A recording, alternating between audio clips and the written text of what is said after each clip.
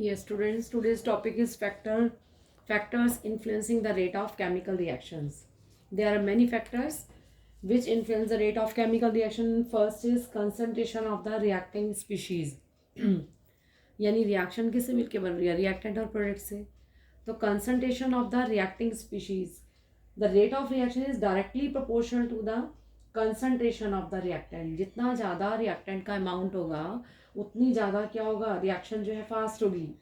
तो rate of reaction उतनी ज़्यादा बढ़ती जाएगी. और कंसंट्रेशन अगर उसकी कम होगी रिएक्टेंट की, इसका मतलब क्या होगा कि रिएक्शन जो है कैसी होती जाएगी, रेट ऑफ रिएक्शन डिक्रीज हो जाएगी. It means rate of reaction जो है डायरेक्टली प्रोपोर्शनल होती है किसकी, concentration of the reactant. Clear. आप देखो वुड को आप बर्न कर रहे हो तो वो डिपेंड कर रही है किसके ऊपर, ऑक्सीजन के ऊपर. कितना अमाउंट जो है ऑक्सीजन का, उसी के अकॉर्डिंग जो है रेट ऑफ रिएक्शन क्या हो जाएगी, फास्ट हो जाएगी. उतनी जल्दी जल्दी वुड जो है जलेगी, है ना. Second factor is temperature. अब टेम्परेचर का क्या इफेक्ट पड़ता है रेट ऑफ रिएक्शन के ऊपर. तो increase the temperature increase the rate of reaction. Almost rate of reaction जो है टेम्परेचर के साथ साथ इंक्रीज होती चली जाती है. मतलब ऑलमोस्ट, वैसे रिएक्शन डिपेंड करती है एक्सोथर्मिक है एंडोथर्मिक है, बट ऑलमोस्ट रिएक्शन जो है टेम्परेचर बढ़ाने के साथ साथ रेट ऑफ रिएक्शन उनकी इंक्रीज हो जाती है. And third, nature of the reactant. अब third factor is nature of the reactant and product. Nature of the reactant and product कर लेते हैं, एंड प्रोडक्ट. अब ये डिपेंड करता है कि rate of reactions are influenced by the nature of the reactant and the product. अब इसमें ओल्ड बॉन्ड ब्रेक्स होके न्यू बॉन्ड फॉर्मेशन होनी है. अब बॉन्ड सिंगल, डबल है, ट्रिपल है, या फिर बॉन्ड जो है उसमें इजीली ब्रेक होने वाला है, नहीं है, मल्टीपल बॉन्डिंग आ रही है, किस तरह का उसका नेचर है उसके ऊपर डिपेंड करती है. अब जैसे for example nitric oxide oxygen से रिएक्शन करके इट गिव्स नाइट्रोजन डाइऑक्साइड, तो this reaction is fast reaction. Same when carbon monoxide react with oxygen, this is a slow reaction. तो वो डिपेंड कर रहा है इनके बीच में स्पेसिफिक बॉन्ड फॉर्मेशन क्या है, बॉन्ड कैसे कितने हैं, वो सब ब्रेक हो रहे हैं, न्यू बॉन्ड फॉर्मेशन कैसी है, कैसा उसमें जो है प्रोडक्ट बन रहा है, उसके ऊपर डिपेंड करता है. And fourth is presence of catalyst. All of you know what about the catalyst. Catalyst is a substances which influence the rate of reaction without undergoing any chemical change. मतलब catalyst क्या होते हैं, जो कि जिनका rate of reaction के ऊपर जो है इफेक्ट पड़ता है. कैसे कि खुद तो रिएक्शन में प्रोडक्ट नहीं बनाते, खुद कोई चेंज नहीं आएगा इनके अंदर, सिर्फ रेट ऑफ रिएक्शन की स्पीड को बढ़ा देते हैं.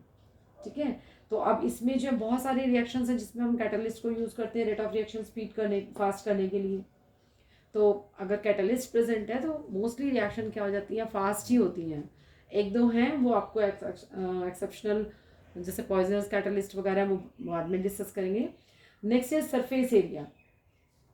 The larger the surface area of the reactant faster is the reaction. जितना ज़्यादा सरफेस एरिया लार्ज होगा, तो आप लिख सकते हैं उसको larger the surface area, surface area of the reactant.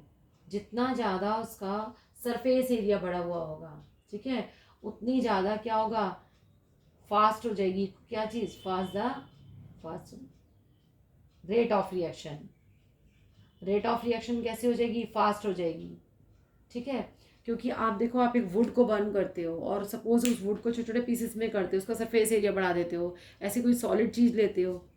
ठीक है. वो आप खुद देख लो कि वुड का एक बड़ा सा लॉग जो है वो ज़्यादा टाइम लेगा मतलब बर्न होने के लिए, या छोटे छोटे जो स्मॉल पीसेस कर दिए उसी वुड के वो लेगा, तो वो इजीली बर्न हो जाएंगे. यानी जितना ज़्यादा सरफेस एरिया बढ़ाओगे उतनी रेट ऑफ रिएक्शन फास्ट हो जाएगी. बहुत सारे एग्जांपल ले सकते हो उसमें. किसी भी सॉलिड चीज़ को लेते हो और उसको फाइनली पाउडर फॉर्म में कर देते हो, तो उसमें जल्दी रिएक्शन हो जाती है. नेक्स्ट इसमें आता है आपका exposure of radiation.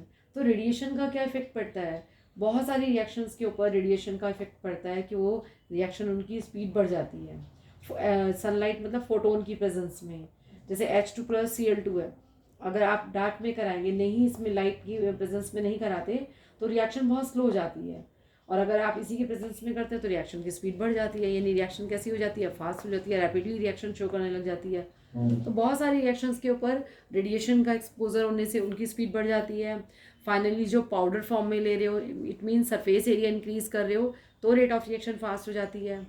Presence of catalyst की प्रेजेंस में कोई भी रिएक्शन करा रहे हो तो नेचुरल बात है कि उसकी स्पीड बढ़ जाती है. क्योंकि एक्टिवेशन एनर्जी तक पहुंचा देता है ना वो। Next, nature of the reactant. Reactant का नेचर कैसा है, उसमें बॉन्डिंग किस टाइप की है, बॉन्ड कैसे हैं, आयनिक है, कोवलेंट है, ठीक है, मल्टीपल बॉन्ड है, प्रोडक्ट क्या बन रहा है उसके ऊपर डिपेंड करता है। नेक्स्ट, टेम्परेचर के साथ ऑलमोस्ट रिएक्शन की रेट ऑफ रिएक्शन की स्पीड कैसी होती है, बढ़ जाती है।